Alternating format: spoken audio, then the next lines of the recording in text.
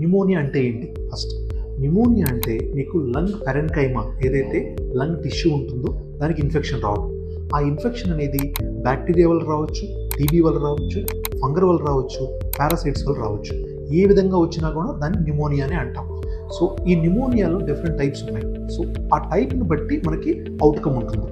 కానీ majority of the pneumonias అంటే 70 to 80% of the pneumonias 100కి 100% క్యూర్ అవుతాయండి విత్ ఐవీ మెడిసిన్స్ కానీ, యాంటీబయాటిక్స్ కానీ, సపోర్టివ్ కేర్, ఆక్సిజన్ థెరపీ కానీ and other support nebulization therapy వల్ల 100% క్యూర్ అవుతాయి. కొంత పర్సెంట్ మాత్రమే, ఒక 10 to 20% మాత్రమే సీక్వెలే అంటే స్కారింగ్కి వెళ్తాయి.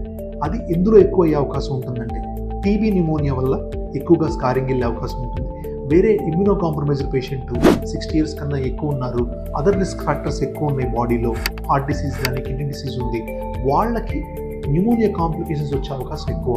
అలాంటి వాళ్ళల్లో మాత్రమే న్యూమోనియా అనేది స్కారింగ్ కానీ క్యావిటీ ఫార్మేషన్కి వెళ్ళే అవకాశం ఉంటుంది.